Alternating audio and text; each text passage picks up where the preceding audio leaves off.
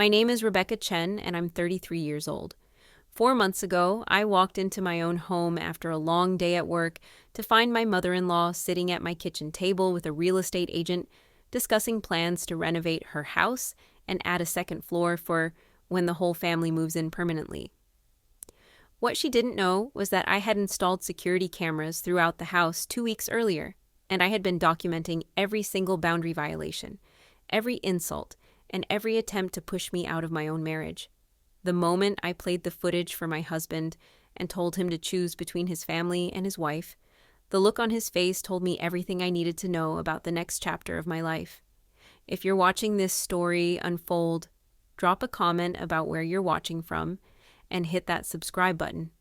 Because what happened next proved that sometimes the only way to save yourself is to be willing to lose everything you thought you wanted.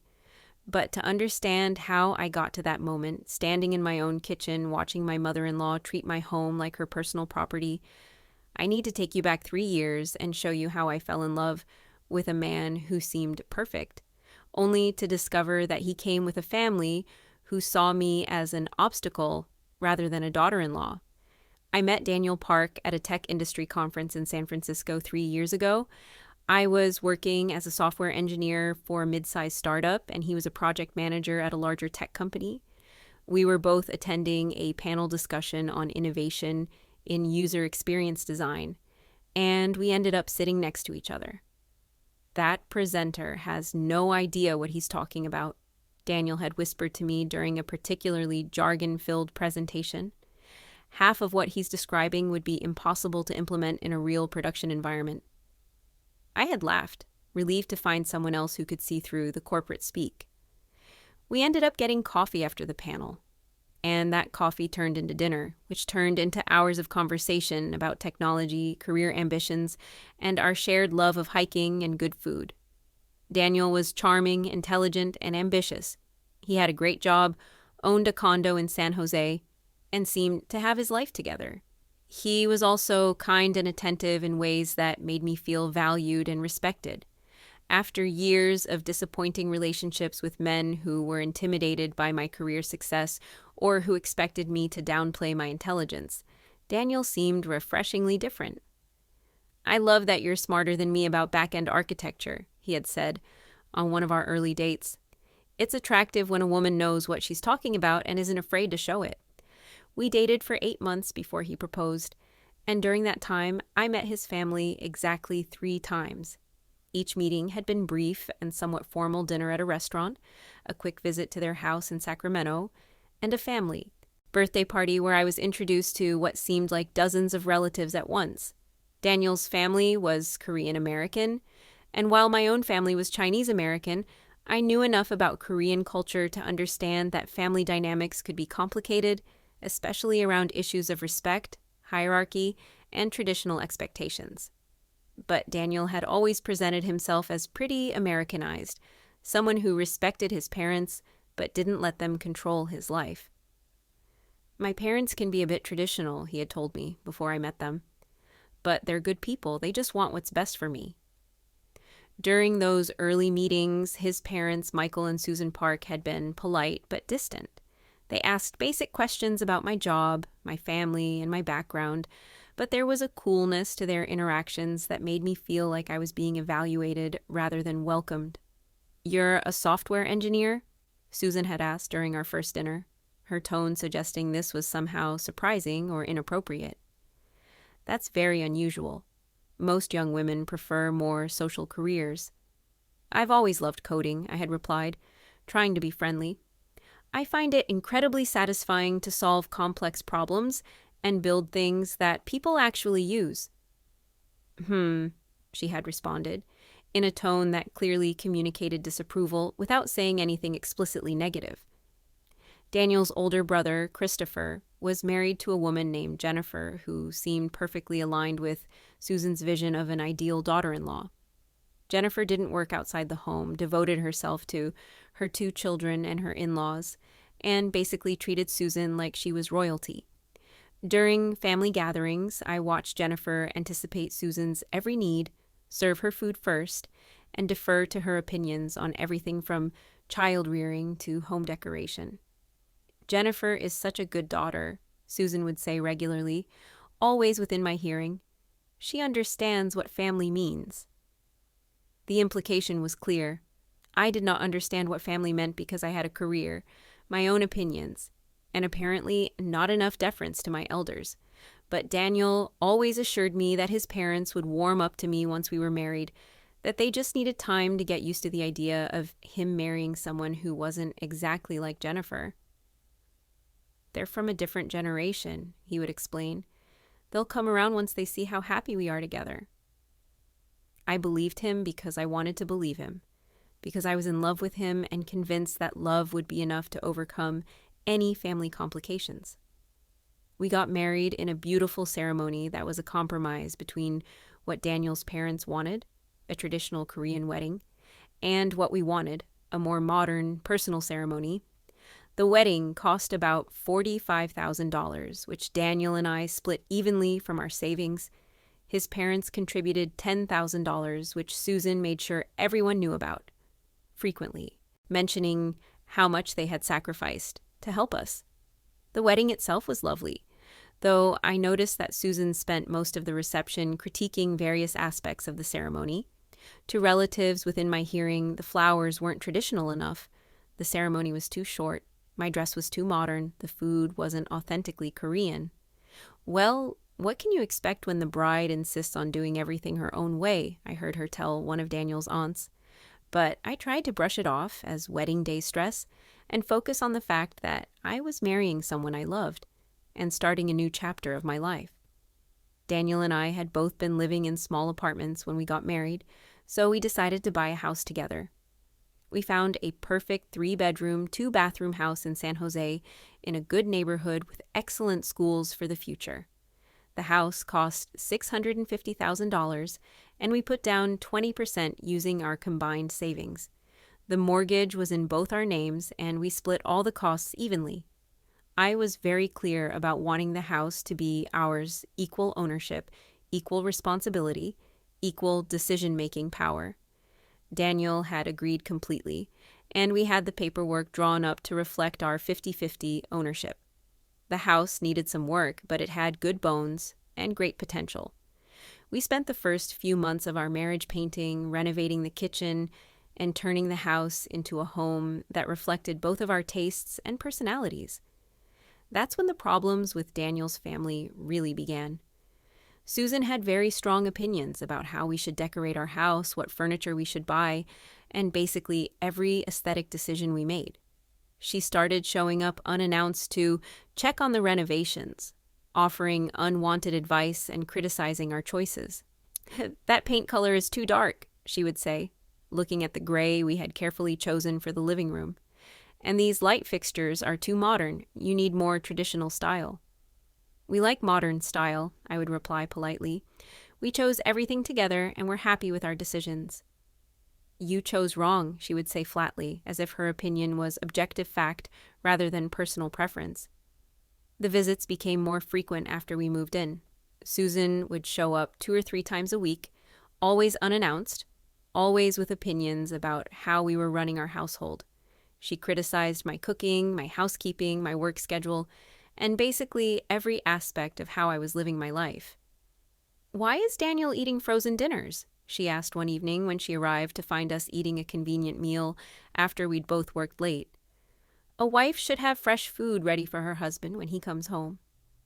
"I'm not a 1950s housewife," I had replied, trying to keep my tone light. "Daniel and I both work full-time. We share cooking responsibilities." "That's not how a proper household operates," she had said, looking at Daniel. "Are you really happy living like this?" And here's where the real problem became clear. Daniel never backed me up. He would sit there silently while his mother criticized me, or he would make vague, non-committal sounds that could be interpreted as agreement with her rather than support for me. "Mom, it's fine," he would say, weakly when I looked at him for backup. "We're doing fine." But he never told her to stop criticizing me.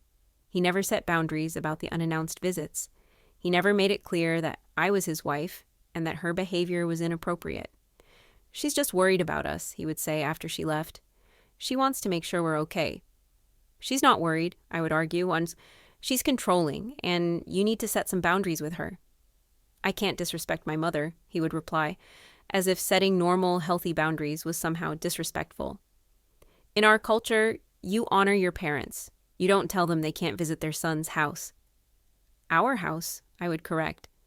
And I'm not asking you to disrespect her. I'm asking you to support me and make it clear that we make our own decisions. But these conversations never went anywhere. Daniel would promise to talk to his mother, but he never actually did it, or if he did, it had no effect because her behavior never changed. The situation escalated when Susan started coming over when I wasn't home. She had convinced Daniel to give her a key to our house for emergencies, and she was using that key to enter our home whenever she wanted. I would come home from work to find furniture rearranged, my personal items moved, and evidence that Susan had been in the house going through our things. Once, I found her in our bedroom, organizing our closet according to her standards. "What are you doing?" I had asked, shocked to find her in our private space. "This closet was a mess," she had replied, as if this was a perfectly reasonable explanation for being in our bedroom uninvited. "I'm helping you organize it properly." "I don't want help," I had said, trying to stay calm. "This is our private space. You can't just come in here when we're not home." "I have a key," she had responded. "Daniel gave it to me. That means I'm welcome here." When I confronted Daniel about it that evening, he defended his mother. "She was just trying to help," he said. "She knows you're busy with work, and she was doing something nice for us." "It's not nice," I had argued. "It's invasive. She was in our bedroom, Daniel, going through our personal things. That's not okay." "You're overreacting," he had replied. And those two words were the beginning of a pattern that would define our marriage. Anytime I objected to his mother's behavior, I was overreacting. Anytime I tried to set boundaries, I was being disrespectful to his culture. Anytime I suggested that her behavior was inappropriate, I was the problem, not her. The situation continued to deteriorate over the following months. Susan's visits became even more frequent, and she started bringing other family members with her, Christopher and Jennifer, various aunts and uncles, cousins I had never met. They would show up at our house unannounced and expect to be entertained, fed, and accommodated. "We're here for Sunday dinner," Susan announced one afternoon, arriving with 6 relatives in tow. "We didn't know you were coming," I had said, looking at Daniel for support that never came. "We don't have enough food prepared for 8 people. "A good daughter-in-law is always prepared for family," Susan had replied. "Jennifer always has food ready when family visits." I had ended up ordering pizza for everyone, which Susan made sure to comment on repeatedly as an example of my inadequacy as a hostess. But the final straw came about 6 months into our marriage, when Susan announced that she and Michael were going to move in with us. "Your father and I have decided to sell our house," she told Daniel one evening during one of her uninvited visits. "The house is too big for just the 2 of us now that you boys are grown. We're going to move in here with you." I had looked at Daniel in shock, waiting for him to explain that this wasn't possible, that this was our home, that we hadn't discussed this, but instead, he said, "When are you thinking?" Not "We need to discuss this privately." Not "This is a big decision that Rebecca and I need to talk about." Just, "When are you thinking?" As if it was already decided. "We can be out of our house in 2 months," Susan replied. "That will give you time to clear out the guest room and the office to make space for us."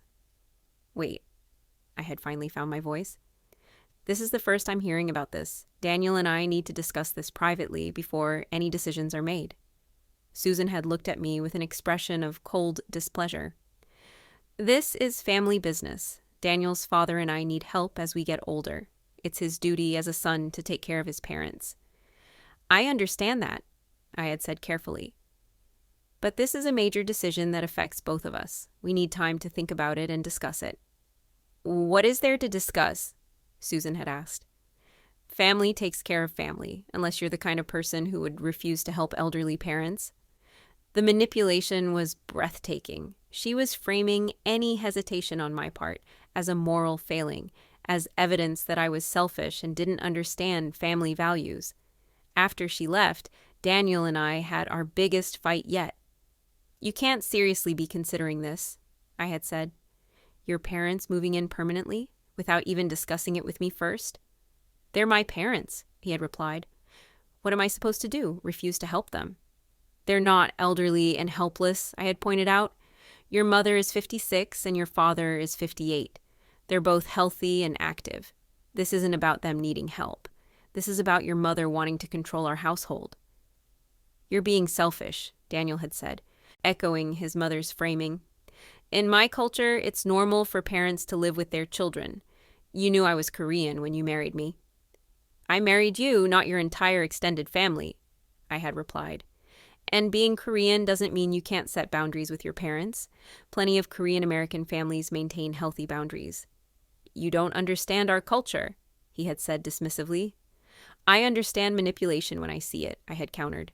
"Your mother has been trying to push me out of this marriage since day one, and you've been letting her." That conversation had ended with Daniel sleeping in the guest room and me lying awake, wondering how I had ended up in a marriage where my own husband wouldn't stand up for me against his controlling mother. But I wasn't ready to give up on my marriage yet. I loved Daniel, and I believed that if I could just make him see how his mother's behavior was damaging our relationship, we could work through this. So I tried a different approach. I suggested marriage counseling, thinking that a neutral third party could help Daniel see what was happening. Daniel initially refused, saying that discussing family problems with an outsider would be disrespectful to his parents. But I pushed, and eventually he agreed to go to 3 sessions. The counseling was eye-opening, but not in the way I had hoped. Our therapist, a woman named Dr. Patricia Morris, immediately identified the boundary issues and the lack of support I was experiencing from Daniel. She used terms like enmeshment and failure to cleave and triangulation, explaining that Daniel had never fully transitioned from being a son to being a husband. "When you got married," Dr. Morris explained to Daniel, "you made a commitment to put your spouse first. That doesn't mean you stop loving or respecting your parents, but it does mean that your primary loyalty shifts to your partner and the family you're creating together." Daniel had nodded like he understood, but when Dr. Morris asked him to set a specific boundary with his mother calling before visiting instead of just showing up, he became defensive. "That would be disrespectful," he said. "She's my mother. She raised me. I can't tell her she's not welcome in my home." "No one is saying she's not welcome," Dr. Morris clarified. "We're saying she needs to respect your household by calling first, the way she would with any other adult's home." But Daniel couldn't do it. After 3 sessions, he refused to go back, saying the therapist didn't understand Korean culture and was trying to make him disrespect his parents. That's when I realized that Daniel wasn't going to change. He wasn't going to set boundaries with his mother. He wasn't going to prioritize our marriage over his parents' demands. And I had to decide whether I could live with that or whether I needed to protect myself. I decided to try one more thing before making any major decisions. I started documenting everything. Susan's uninvited visits, her criticism, her invasions of privacy, and most importantly, Daniel's failure to support me or set boundaries. I bought small security cameras that looked like ordinary household items, a clock in the living room, a phone charger in the kitchen, a smoke detector in the hallway. I installed them myself and set them up to record to cloud storage that only I could access. I also started keeping a detailed journal of every incident, every criticism, every boundary violation. I noted dates, times, what was said, and how Daniel responded or didn't respond. I wasn't sure what I was going to do with this evidence, but some instinct told me I needed documentation of what was really happening in my own home. And I was right to trust that instinct, because what I captured on those cameras over the following weeks was far worse than I could have imagined. The cameras revealed that Susan was coming to the house almost every day when I was at work. She had her own routine. She would let herself in, go through the mail, check the refrigerator and pantry, look through our bedroom and bathroom, and even go through my personal items. I watched on my phone from work as she opened my dresser drawers, looked through my closet, and examined my jewelry. I watched her throw away food I had bought that she didn't approve of. I watched her rearrange furniture and move my belongings to different locations. But what shocked me most was what she said when other family members were there with her. One afternoon, I watched as Susan gave Christopher and Jennifer a tour of the house, making comments about how she was going to change everything once she moved in. "This living room will be much better once we get rid of Rebecca's furniture," she said, gesturing dismissively at the couch and chairs Daniel and I had picked out together. "Too modern. We'll bring some proper traditional pieces from our house." "What about Rebecca?" Jennifer had asked. "Won't she mind?" Susan had laughed, and it was a cold, calculated sound. "Rebecca won't be here much longer. She's not right for Daniel. She doesn't understand family, she's too focused on her career, and she disrespects her elders. Daniel is starting to see it too. Once we move in, she'll realize she doesn't fit in this family, and she'll leave. Then Daniel can marry someone appropriate." I sat in my office staring at my phone screen, watching my mother-in-law calmly discuss her plans to push me out of my own marriage and my own home. "What if she doesn't leave?" Christopher asked. "Then we'll make her uncomfortable enough that she wants to leave," Susan replied matter-of-factly. "It's not hard. We just keep coming over, keep correcting her mistakes, keep showing Daniel that she's not the right kind of wife. Eventually she'll get the message." This wasn't just boundary issues or cultural differences. This was a deliberate, calculated campaign to destroy my marriage and force me out of my own home. I saved and used that footage and kept watching. Over the next 2 weeks, I documented dozens of similar conversations, each one revealing more about Susan's true intentions and the extent to which she had been manipulating the situation from the beginning. I also documented Daniel's participation in this dynamic. The cameras caught conversations between him and his mother where she criticized me and he agreed with her, where she suggested ways to fix my behavior, and he promised to talk to me, where she pushed him to make decisions about our house and our life without consulting me, and he went along with it. "You need to tell Rebecca that we're moving in," Susan said to him during one of her visits. "Stop asking for her permission. This is your house too, and you have a right to invite your parents to live here." "I know," Daniel replied. "I just don't want to fight with her again." "Then don't give her a choice to fight about," Susan said firmly. "You're the husband. Make the decision and tell her that's how it's going to be." Watching my husband agree to this, watching him nod along as his mother encouraged him to override my input in decisions about our jointly owned home, was the moment I knew my marriage was effectively over. But I wasn't going to just walk away quietly. I wasn't going to let Susan win, and I definitely wasn't going to let them push me out of the house I had helped buy and the life I had built. I needed a plan. I needed help, and I needed to protect myself legally and financially before this situation got any worse. The next day, I took a personal day from work and went to see a lawyer. The lawyer I met with was named Laura Chen, and she came highly recommended by a colleague at work who had gone through a difficult situation with her own in-laws. Laura specialized in family law and had extensive experience with cases involving boundary violations, financial disputes, and marital assets. When I showed her the footage I had gathered and explained the situation, her expression shifted from professional interest to genuine concern. "Mrs. Park, what you're describing is a pattern of systematic harassment and an attempt to constructively evict you from your own home," she said, after watching several clips. "The fact that your mother-in-law has been entering your home without permission, going through your private belongings, and explicitly discussing plans to force you out, this is serious." "What are my options?" I asked. Laura leaned back in her chair, considering. "That depends on what you want. Do you want to save your marriage, or do you want to protect yourself and your assets?" "I wanted to save my marriage," I replied honestly. But after watching my husband agree with his mother about pushing me out, after seeing him participate in this plan, I don't think there's anything left to save. "Then we need to focus on protecting you," Laura said. "First, the house. You said you own it 50-50 with your husband?"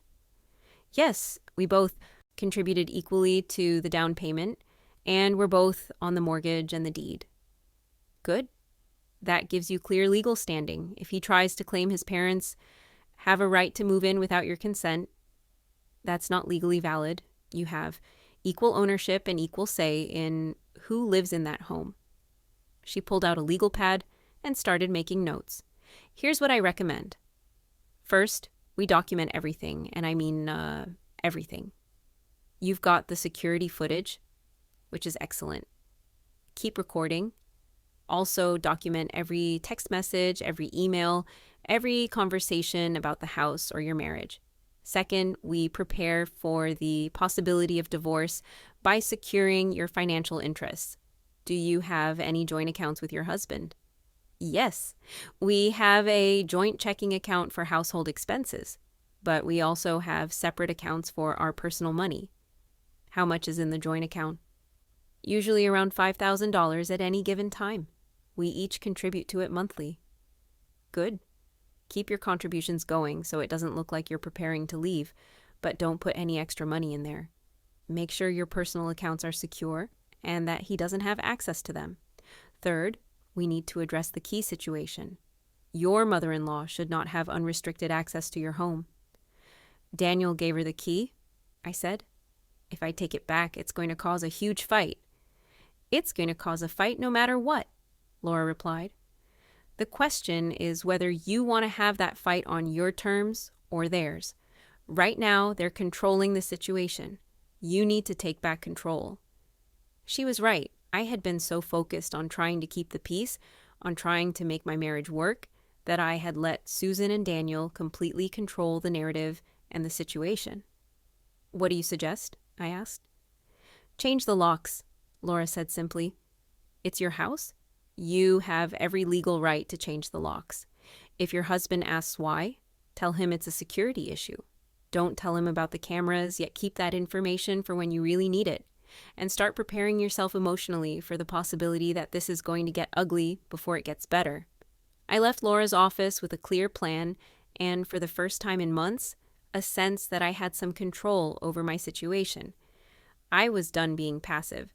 I was done letting Susan invade my home and my marriage, and I was done waiting for Daniel to stand up for me when he had made it clear he never would.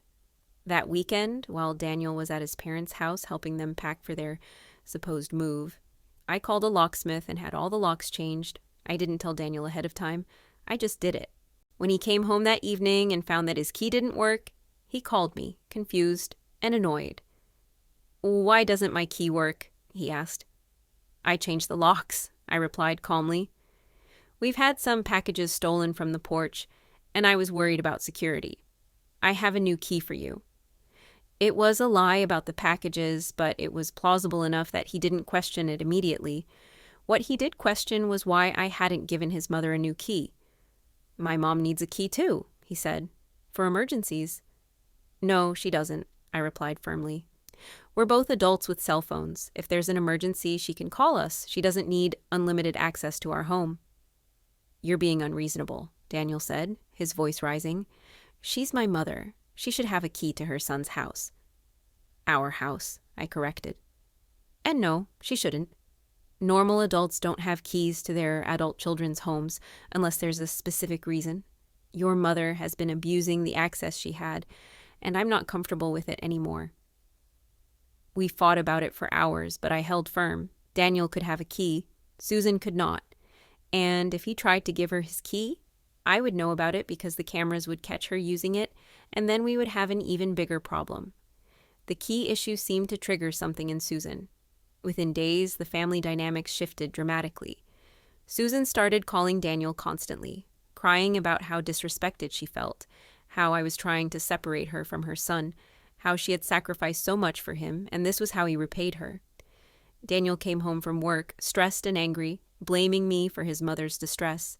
"She's crying every day because of you," he said, "because you won't let her have a key to the house, because you're making her feel unwelcome in our lives."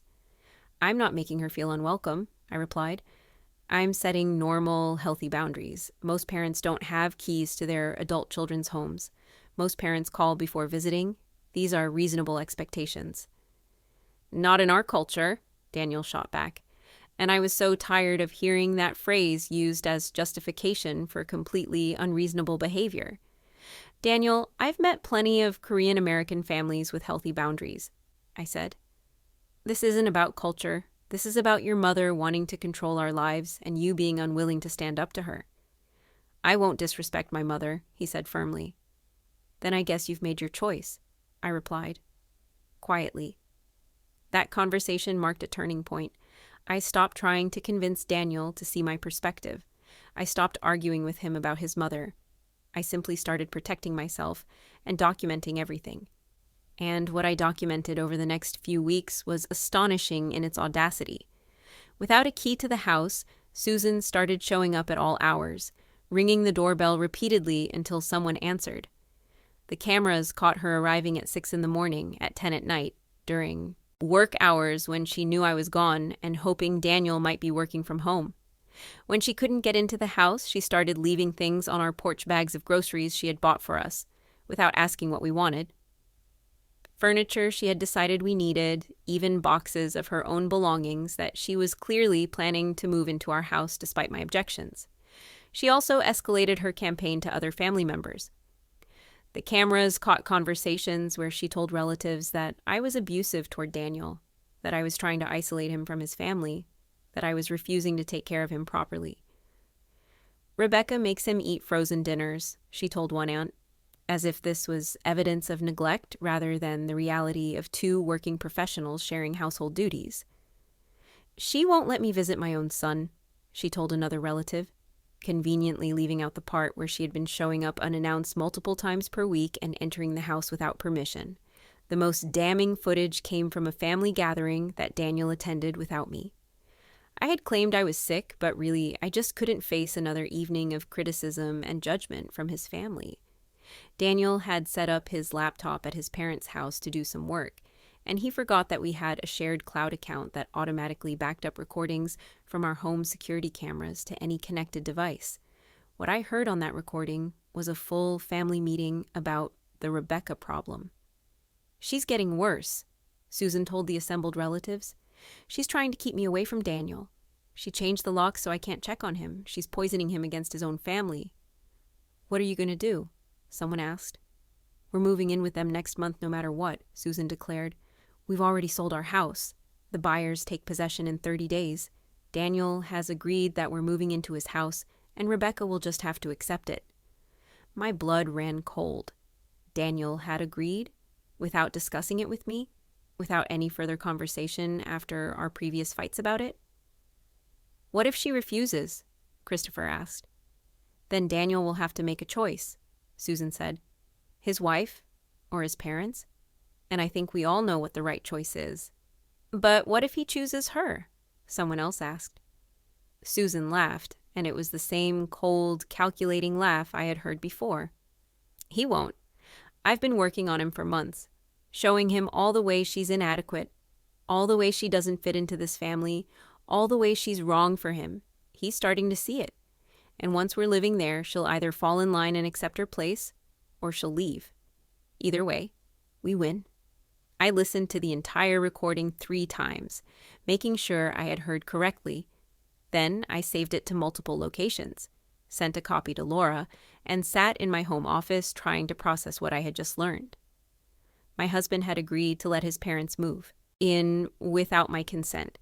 His mother was openly plotting to drive me out of my own home, and the entire family was complicit in this plan. I had been hoping, somewhere deep down, that Daniel would eventually see what was happening and stand up for our marriage. But this recording made it clear that he was an active participant in his mother's scheme. He wasn't just failing to protect me, he was actively working against me. That night, I called Laura and asked her to prepare divorce papers. "Are you sure?" she asked. "Once we file, there's no going back easily." "I'm sure," I replied. "This marriage is over. Now I just need to make sure I protect myself and my assets." Over the next week, Laura and I prepared a comprehensive strategy. We gathered all the documentation, the security footage, the recordings, the text messages, the financial records showing my equal contributions to the house. We prepared a detailed timeline of Susan's harassment and boundary violations. We compiled evidence of Daniel's complicity in his mother's plans. And then we waited for the right moment to act. That moment came exactly as Susan had planned 30 days later, when her house had been sold, and she and Michael showed up at our door with a moving truck full of their belongings. I had taken the day off work, knowing this confrontation was coming. I had also asked Laura to be available by phone in case I needed immediate legal support, and I had made sure all the cameras were working and recording. At 10 in the morning, a moving truck pulled up in front of our house. Susan, Michael, Christopher, Jennifer, and several other relatives climbed out of cars that had followed the truck. They all walked up to our front door as if they had every right to be there. Daniel was already home. He had also taken the day off, supposedly to help his parents move in.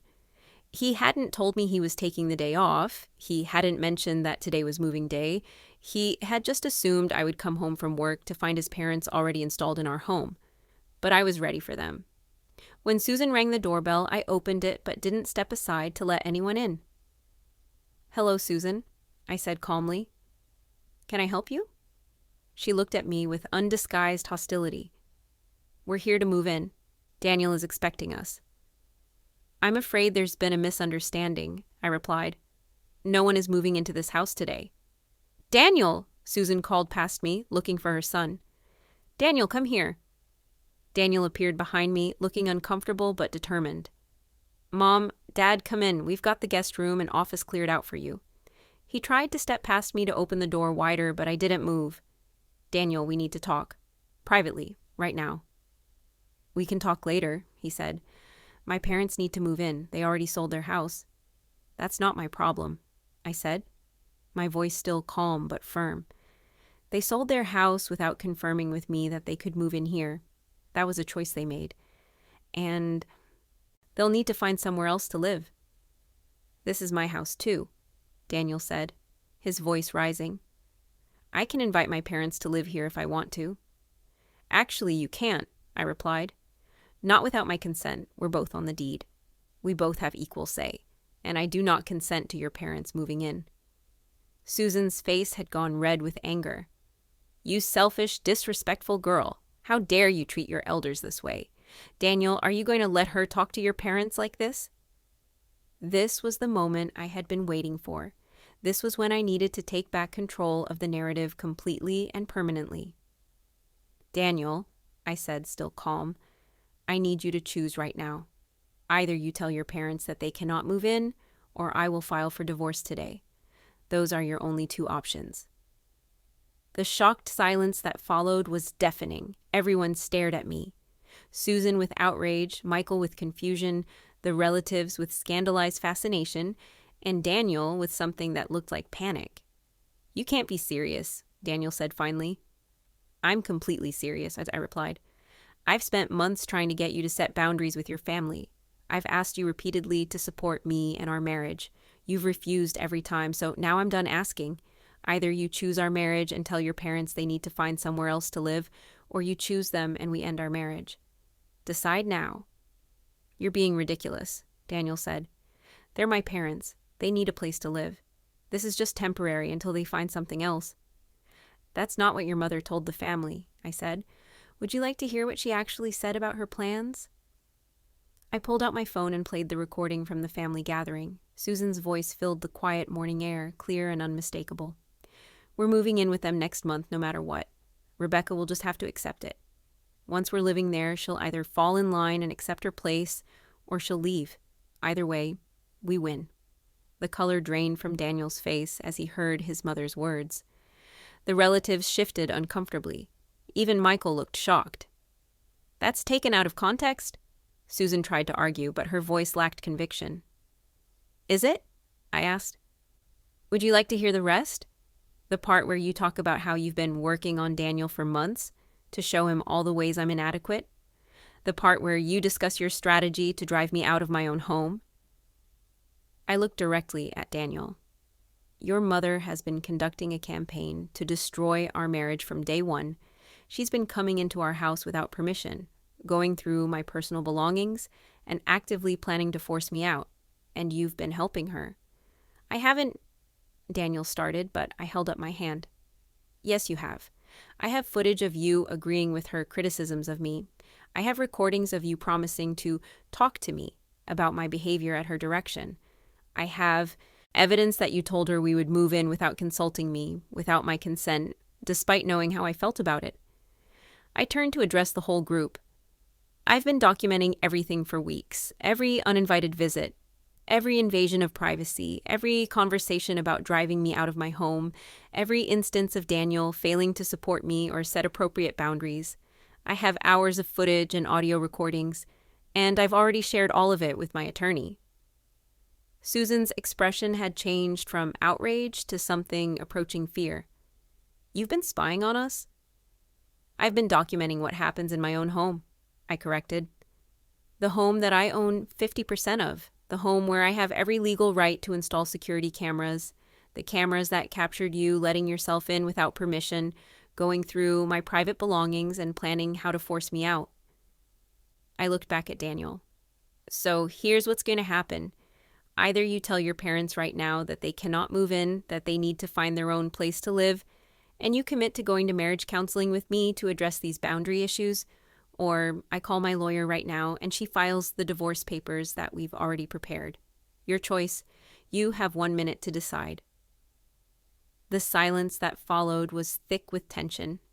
Daniel looked from me to his mother to the moving truck full of furniture, clearly trying to process what was happening.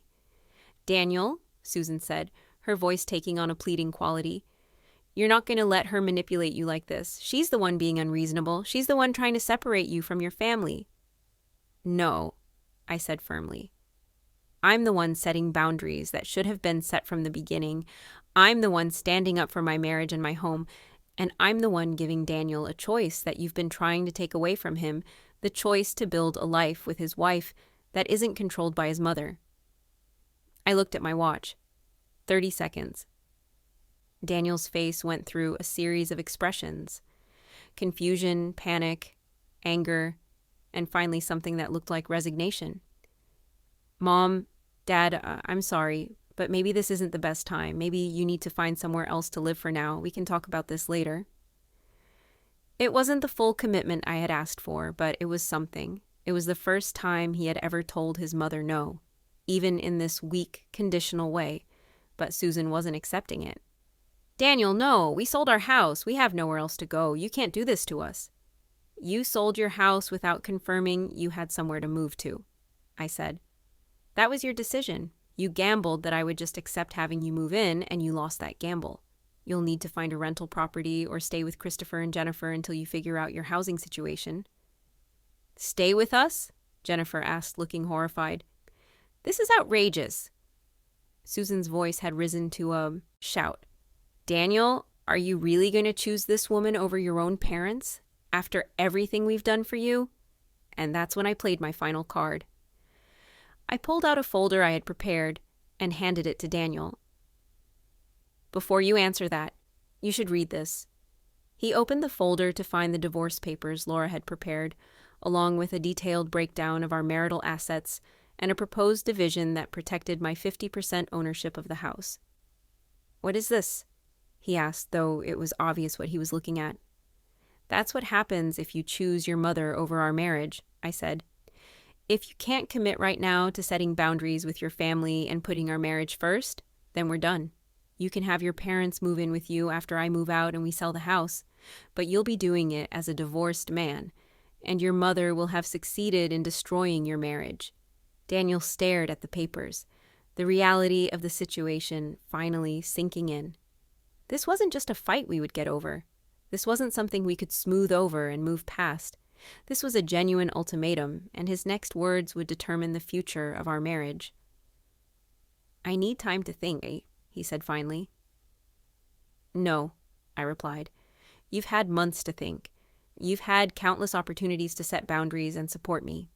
You chose not to every single time. I'm not giving you more time to waffle and let your mother manipulate you. Choose now. The relatives had all gone quiet, watching this family drama unfold like it was a television show. Even Susan seemed to realize that her usual manipulations weren't working this time. Daniel looked at his mother, then at me, then back at the divorce papers in his hands. And in that moment, I saw him make his choice. I choose you, he said quietly. Then, louder, turning to his mother, Mom, I'm sorry, but you can't move in. You and Dad need to find your own place. Rebecca is my wife, and I should have set these boundaries a long time ago. It should have been a victory. It should have been the moment where our marriage turned around and we started rebuilding on a healthier foundation. But as I watched Daniel say these words, I realized something important. I didn't believe him. This wasn't a genuine choice. This was him choosing the path of least immediate resistance. He wasn't choosing me because he understood that his mother's behavior was wrong or because he wanted to protect our marriage. He was choosing me because I had forced his hand and made the alternative too uncomfortable. And that meant that as soon as the pressure was off, as soon as his mother started crying and manipulating again, he would go right back to his old patterns. "It's too late," I said quietly. Daniel's head snapped up. "What?" "No, I chose you. I told them they can't move in. That's what you wanted." What I wanted was a husband who would support me and set boundaries with his family without needing to be threatened. "With divorce," I replied. "What I wanted was a partner who valued our marriage enough to protect it. You've had months to do that, and you chose not to. This isn't a real choice, Daniel. This is you trying to avoid consequences." I looked at Susan, who was watching this exchange with barely concealed hope in her eyes. She knew what I knew, that Daniel's commitment was superficial, that she could bring him back around if she just kept applying pressure. "I want a divorce," I said clearly, loud enough for everyone to hear. "Not because you chose your mother over me, but because you waited until you had no other choice to even pretend to choose me. That tells me everything I need to know about what our marriage really is." "Rebecca, please," Daniel said, and there was genuine panic in his voice now. "Don't do this. I'll go to counseling. I'll set boundaries. I promise." "You've promised that before," I replied. "After every fight, after every violation of our space, after every time your mother disrespected me. You promised you would talk to her, you promised things would change, and they never did. I don't trust your promises anymore." I turned to Laura's number already pulled up on my phone. "I'm calling my lawyer now. She's going to file the divorce papers today. You need to find somewhere else to stay because I'm not comfortable living in this house with you anymore." "You can't kick me out," Daniel said, looking at the relatives as if they could back him up. "It's my house too." "You're right," I acknowledged. "Which is why I'm going to be the one to leave. I'll stay with my parents while we work out the property division. You can stay here or you can let your parents move in now that I won't be here to object. But our marriage is over." I made the call to Laura right there with everyone watching. She answered on the second ring. "Laura, it's Rebecca. File the papers. I'm done." "Are you sure?" she asked, though she knew I was. "I'm completely sure. I'll come by your office this afternoon to sign everything." After I hung up, I looked at the group of people assembled on my front porch, my soon-to-be ex-husband, my soon-to-be former in-laws, and the extended family who had been complicit in trying to push me out of my own home. "I'm going inside to pack some things," I said. "I suggest you all leave now. And Susan, if you or any other family member enters this house without permission before the divorce is finalized, I will call the police and press charges for trespassing. I have cameras everywhere, and I will know." I walked inside and closed the door, leaving them all standing there in shock. The divorce process took 6 months to finalize. During that time, several interesting things happened. First, Daniel and his parents discovered that living together wasn't the wonderful solution Susan had imagined. Within weeks, Daniel was calling me asking if we could talk about reconciliation, saying that having his parents in the house was driving him crazy and that he understood now what I had been trying to tell him. But I refused to engage. I had made my choice, and I was moving forward. Second, the house had to be sold as part of the divorce settlement. Neither of us could afford to buy out the other's half, so it went on the market. We ended up selling it for $720,000, making a small profit from our original purchase price. After paying off the mortgage and splitting the proceeds, I walked away with about $85,000, not bad for 3 years of marriage. Third, Susan's plan to control her son's life backfired spectacularly. Daniel, bitter about the divorce and resentful of his mother for her role in destroying his marriage, became increasingly hostile to his parents. The living arrangement that was supposed to last long-term ended after only 4 months, with Daniel kicking his parents out and demanding they find their own place. I heard about this through mutual acquaintances, and I'll admit I felt a sense of satisfaction knowing that Susan's scheme had ultimately left her worse off than if she had just respected boundaries in the first place. The divorce was finalized 7 months after that confrontation on my doorstep. I walked out of the courthouse with my settlement check, my freedom, and a profound sense of relief. My family had been incredibly supportive throughout the process. My parents let me stay with them during the divorce, gave me emotional support without judgment, and reminded me that I deserved better than a partner who wouldn't stand up for our marriage. "You're better off alone than with someone who makes you feel alone," my mother told me. "And you won't be alone for long. You're smart, successful, beautiful, and now you know exactly what to look for and what to avoid in a relationship." She was right. The experience with Daniel and his family taught me invaluable lessons about boundaries, self-respect, and the importance of choosing a partner who is actually capable of being a partner. A year after my divorce was finalized, I bought my own house, a beautiful 2-bedroom condo in downtown San Jose, close to my work and my friends. It cost $380,000, and I put down 30% using my divorce settlement and savings. The mortgage was entirely mine, the deed had only my name on it, and I had complete control over who had keys and who was welcome in my space. I also started dating again, but this time I was much more careful about the selection process. I paid attention to how men talked about their families, whether they set appropriate boundaries, and whether they were capable of putting a partner's needs on equal footing with their parents' wants. 2 years after my divorce, I met someone who checked all those boxes. His name was Ryan Mitchell, and he was a UX designer at a different tech company. He was kind, thoughtful, and had a healthy relationship with his family, close enough to care about them, but independent enough to make his own decisions without needing their approval. "I love my parents," he told me on one of our early dates, "but I learned a long time ago that being a good son doesn't mean letting them control my life. They raised me to be independent, and they respect that I have my own life to live."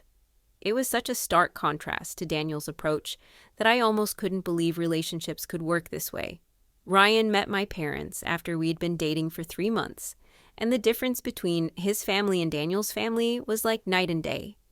Ryan's parents were interested in me as a person, asked about my work and interests, and treated me like an adult rather than someone who needed to prove herself worthy. "We're so glad Ryan found someone who makes him happy," his mother told me during our first meeting, "and we're excited to get to know you better. No criticism, no judgment, no tests or trials, just genuine warmth and welcome." We dated for a year and a half before getting engaged, and this time I knew what questions to ask and what boundaries to establish before making that commitment.